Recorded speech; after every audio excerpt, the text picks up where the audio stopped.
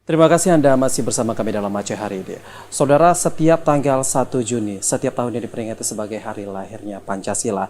Tentu saja hingga saat ini pemerintah terus menggaungkan konsep moderasi beragama dalam salah satu nilai Pancasila yang terus dilakukan oleh pemerintah. Lantas, apa sebenarnya moderasi agama dan juga bagaimana dalam mengimplementasikan moderasi agama dalam ideologi Pancasila yang terus dilakukan khususnya para kaum milenial saat ini. Dan kita telah terhubung bersama dengan Ketua Rumah Moderasi Beragama Universitas Islam UIN Aron di Banda Aceh, Dr. Mawardi, untuk membahas hal ini. Assalamualaikum, selamat sore, Dr. Mawardi.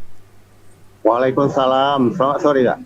Terima kasih atas waktunya telah bergabung bersama kami dalam Aceh hari ini, tentunya dalam rangka memperingati hari lahirnya Pancasila. Baik Pak Mawardi, sebenarnya seberapa penting masyarakat memaknai bahkan mempedomani moderasi beragama dalam ideologi Pancasila ini, Pak?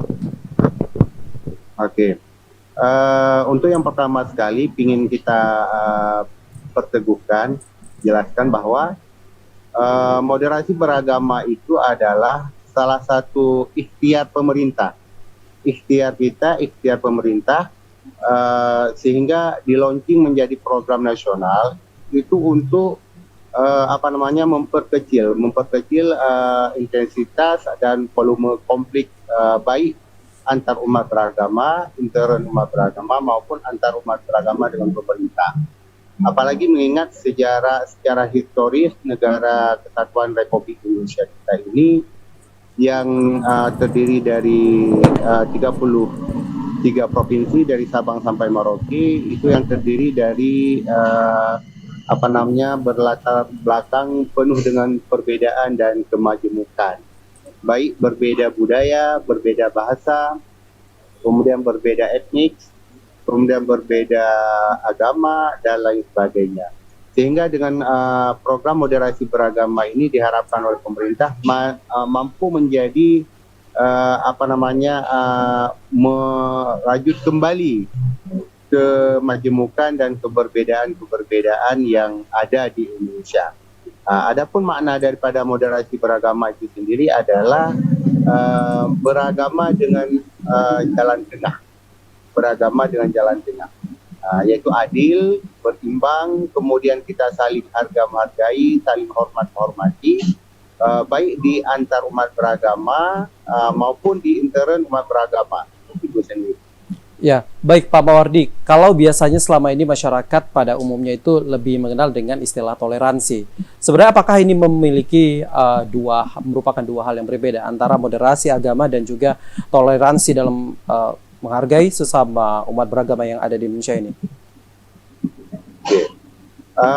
Kemudian yang perlu juga digarisbawahi dulu sebelum kita mengarah ke apa bedanya antara moderasi dengan toleransi, kita juga perlu menggarisbawahi bahwa yang namanya moderasi beragama itu bukanlah modernisasi agama. Ini yang perlu dipahami.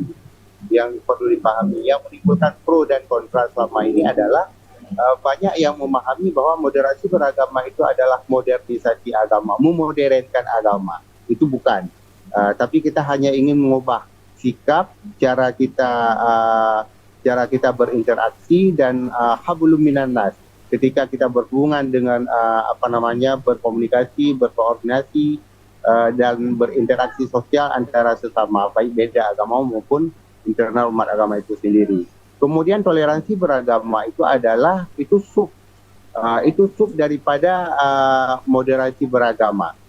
Toleransi beragama itu menghormati antar pemeluk agama, kemudian juga intern umat beragama dan antar umat beragama dengan pemerintah. Jadi dengan adanya konsep moderasi ini memperteguh kembali konsep toleransi yang selama ini dianggap masih punya peluang-peluang ataupun celah-celah munculnya konflik di negara Kesatuan Republik Indonesia, baik konflik antar umat beragama, konflik intern umat beragama maupun konflik antar umat beragama dengan pemerintah. Ya. Pak Mawardi, apakah Bapak sendiri melihat sebenarnya moderasi beragama ini sudah berjalan dengan sangat baik yang ada di Aceh ini, Pak? Iya, sebenarnya bicara moderasi beragama untuk konteks keacehan, kita di Aceh sebenarnya sangat penting ya membumikan moderasi beragama ini menjadi dakwah, kemudian kita sampaikan kepada semua kalangan dan komponen umat, terutama di Aceh. Di Aceh juga penting moderasi beragama. Moderasi beragama itu tidak saja untuk komunitas umat mayoritas Muslim semata, namun moderasi beragama ini juga sebenarnya ditujukan kepada semua komponen umat beragama di Indonesia, baik Hindu, Buddha, kemudian Katolik, Protestan dan Konghucu. Untuk konteks keacehan, moderasi beragama ini lebih kita bicarakan dan penekanannya kepada intern umat beragama.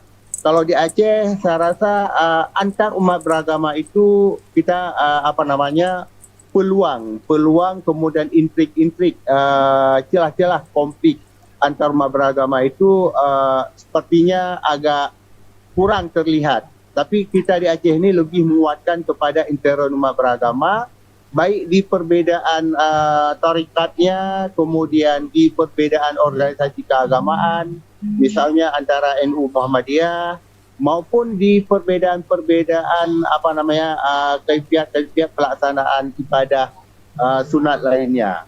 Baik. Makanya untuk Aceh lebih kita tekankan moderasi ini kepada intern umat beragama. Ya, baik Pak Mawardi, mungkin bisa disinggung sedikit tentang berbicara mengenai mahasiswa, karena bagaimana sebenarnya ini kita dapat merubah mindset pemikiran mahasiswa, karena sebenarnya para mahasiswa ini mempunyai pendapatnya sendiri mungkin yang sangat sulit untuk diubah, karena pandangannya menjadi suatu karakter sendiri bagi mereka, terlebih jika mereka memiliki sikap intoleran. Ini apa yang harus dilakukan, Pak? Ya. Berdasarkan hasil riset itu yang dilakukan oleh Balitbang, beberapa lembaga nasional yang bekerja sama dengan Balitbang Kementerian Agama, justru itu merilis bahwa data radikalisme dan ekstremisme itu hari ini sudah menyentuh kalangan-kalangan milenial, termasuk para kalangan mahasiswa di perguruan tinggi, khususnya di perguruan tinggi Islam negeri. Makanya pemerintah dalam hal ini juga mewajibkan ya program penguatan moderasi beragama ini kepada semua kalangan kampus, baik di kalangan mahasiswanya, kemudian dosen, kemudian tenaga kependidikan, maupun kepada mahasantri ma'had gitu. Jadi semua PTKIN di bawah Kementerian Agama hari ini wajib melakukan penguatan dan sosialisasi nilai-nilai moderasi beragama. Jadi termasuk kepada mahasiswa. Jadi cara kita untuk agar mahasiswa ini bisa cepat menjadi insan-insan yang moderat, maka kita harus giat melakukan gerakan sosialisasi. Baik. Sosialisasi yaitu penguatan nilai-nilai moderasi beragama.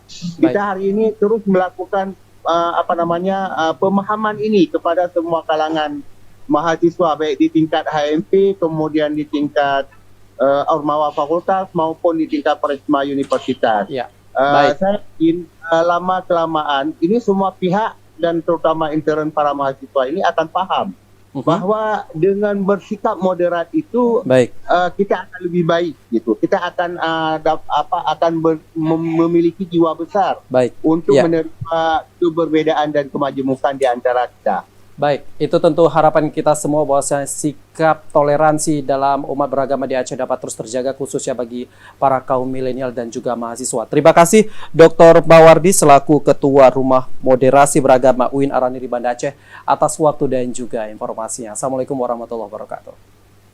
Waalaikumsalam warahmatullahi wabarakatuh.